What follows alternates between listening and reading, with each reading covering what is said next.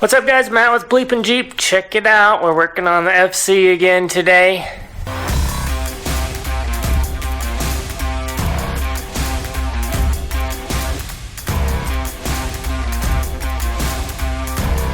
Now despite looking like not much has been changed, I'm actually getting a lot done.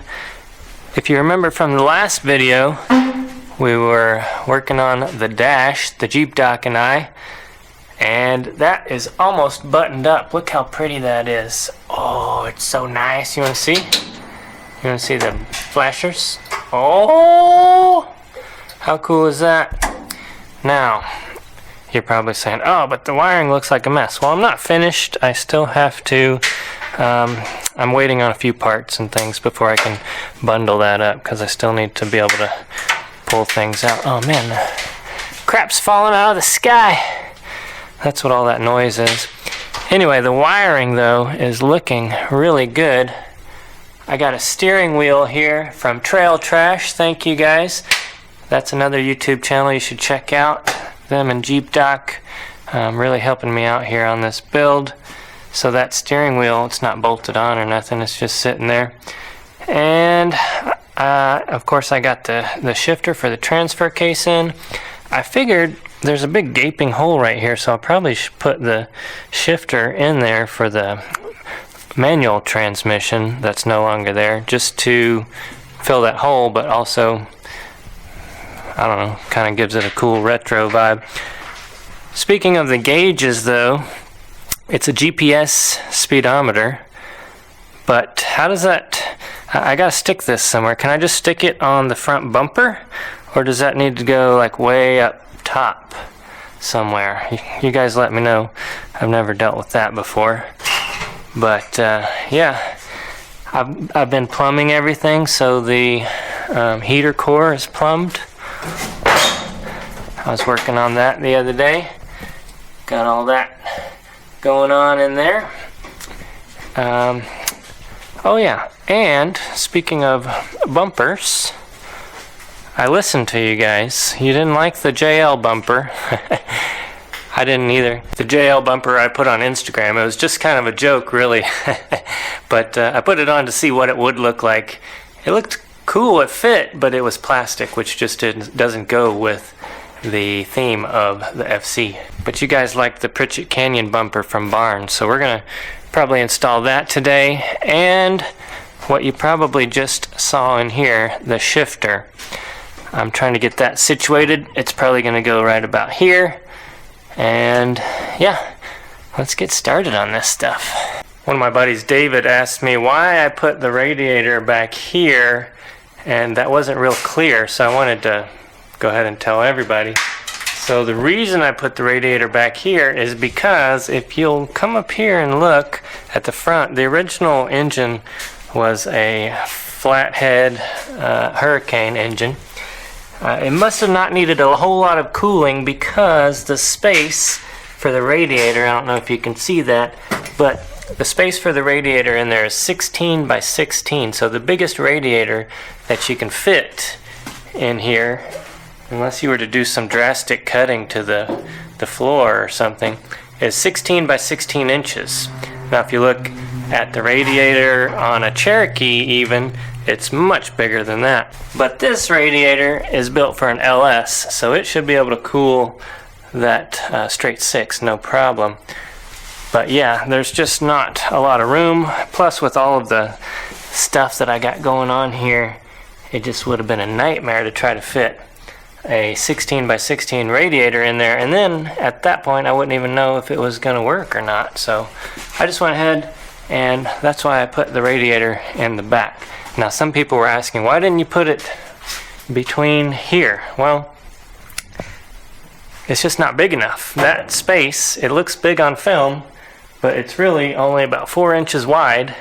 And by the time you get a radiator that's, 3 inches thick, and then you put fans on it, it would just be shoved in there with nowhere for the airflow to go. And there's not air coming through here very much, except for maybe just a little bit through here, but it's hot air.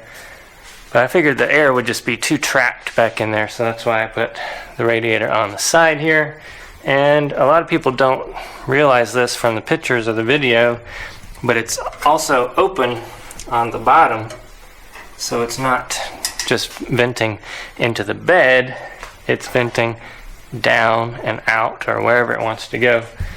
But yeah, that'll be a little scoop right there, and then if we're sitting still, it'll be able to come through the front or these holes, and then the air will be able to go down or out or wherever. So yeah, that's to answer that question. Alright, so on the FC, the doghouse is right here. This thing lifts up and you can get to the engine at any time. And then there's like this permanent or semi-permanent doghouse right here, which to access you have to pull some screws and pull that out. My thought process, I went ahead and bought a shifter for this transmission, which is a 42 RLE. It's pretty hard to find one of these shifters. There weren't many available. I got this on eBay, and I think my best solution is going to be to put this right about here. It seems kind of close, but I think I kind of like it, because when I'm sitting here, you're just driving and you're like, bah, bah, bah. But I wanted to get the actual shifter because I wanted to have the gates and all that. I think that's probably pretty important to have the locking feature so you can't accidentally knock it out of park. I was lucky enough to somehow end up with 2 of these shifter cables for 42 RLEs. I think one came with the chassis, the LJ chassis that I bought for this, and then the other one I think came with the engine that we had to buy for it. This is the old engine that came out, but anyway, I ended up with 2 of these shifters, and the reason that's important is because just like on the transfer case, I'm gonna have to extend that all the way up to the front, because you know, typically you'd be sitting and shifting right above the transmission. So the transmission's back here, but on this I'm sitting way up by the front bumper, so I'm gonna have to take 2 of these again and kabobble them together to make a much longer cable that will then reach up here to be able to shift it. Now, I know a lot of you are saying, well, why didn't you buy a winter shifter? I really wanted to. I thought about it, but they don't make one for a 42 RLE. So this is the only available option that I know of, unless you guys know something. But by the time this video comes out, it's going to be too late because I'll have it in anyway. So.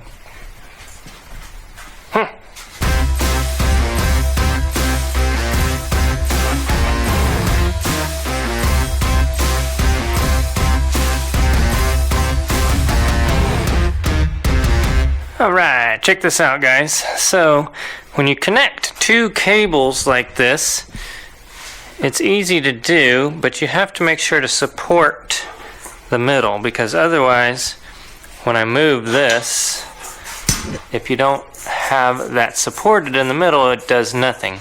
So what I need to do is I'm going to take this angle, I'm going to weld it onto this side, and then I'll cut it over here. The length needs to be short on this side and long on that side. And then when you support that, this will shift back and forth just like it was one cable. The downside is that section there has to be completely straight. But I'm going to cut that, and then I'll take this plate and I need to cut a hole in it that looks like that. So basically it's just a hole, and then I'll cut out the edge of that hole, and then the shifter will be able to just slide into it, and then it has this little click connection right there.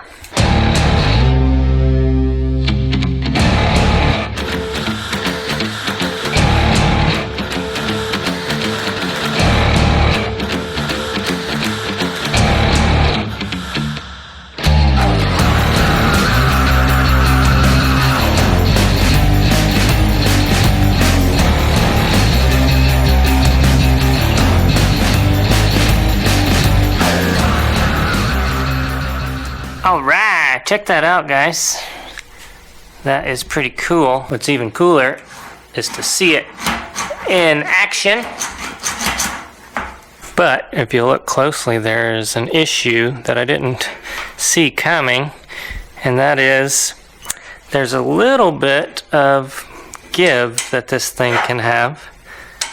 It can go up and down like that, where that bolt is bolted through. There's nothing to keep it straight. It doesn't seem to want to do that, but I'm afraid if it were to do that, it would be a big issue. So I was thinking of all the different ways that I could keep that thing straight, and I was coming up with all kinds of complicated solutions. And then I said, you know what? Keep it simple, stupid. So here is my solution. I'm going to weld that right there, and then there's no way it'll come out because it'll slide back and forth, but that bolt will keep it from rotating. Alright, now that thing is nice. Check it out, I'll shift it.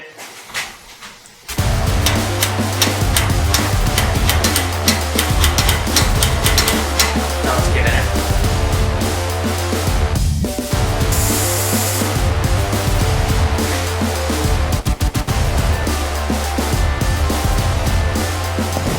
Check out what I came up with.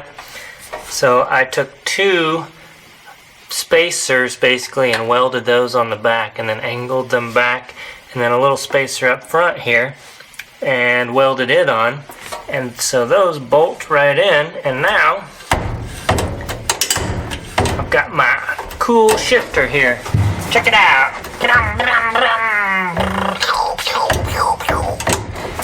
The only thing left to do is take this. I need to put that on. This little guy goes in there, clicks in, and then this goes in there. Now, when I pull this back, that's shifting the transmission. That's park, reverse, drive, second, first. Alright, here's a look from underneath. So that cable comes from the shifter. It's right there. That cable comes from the shifter, loops around, and that center section, I still need to fabricate something to kind of hold that in place right there. But that's pretty boring, you don't need to see that. And then that goes across the frame rail all the way back here to the transmission. So there's the cover. What I need to do now is measure that very carefully, and I'll cut a little slot in there so that I can put it over the top of this. If you've never seen how one of these comes off, check it out. Typically you want to put that in first gear and get in the back seat and pop it up from there, but since I can't get in the back seat, what you do is you just yank up real hard, and then that sucker pops right off. Now if I have time, I'll make a cool shifter knob like I did for the Scorpion. I don't know if you've ever saw that, but it's really cool. And maybe I'll try to make something that's more in line with the FC. But after I cut that slot, put this over, then I can get like a boot or something. Maybe even one of those little feathery things that comes on the Cherokees. But anyway, something just to cover up that hole and make it look fancy again. But getting really close. This is coming together nice. Oh, that's loud. Let me answer another viewer question. A lot of you have noticed these tires on here are pretty bald. Well, these wheels and tires are just rollers. What do I have in store for the tires? Well, they're on their way, but I'm going to leave that for a surprise for the next video. And the wheels too. That leads me to another thing. This is an overlander. It's not built for serious hardcore rock crawling. Everybody was saying like you need body armor, you need sliders, you need a huge bumper for whenever you're going, you know, over the rocks on Pritchett Canyon or whatever. This is a FC. You're not going to want to go over a lot of crazy hardcore stuff because of the way you're sitting up there. So this is an overlander built for taking to Jeep shows car shows and doing a little bit of overlanding and four-wheeling, not for rock crawling. I hope whoever wins this doesn't take it and do some sort of crazy black trail or double black trail or 10 level rated trail, because I would just be so sad if you destroyed it. But if you want to do that, go ahead, it's up to you, but I think it's too nice for that. It's gonna be awesome.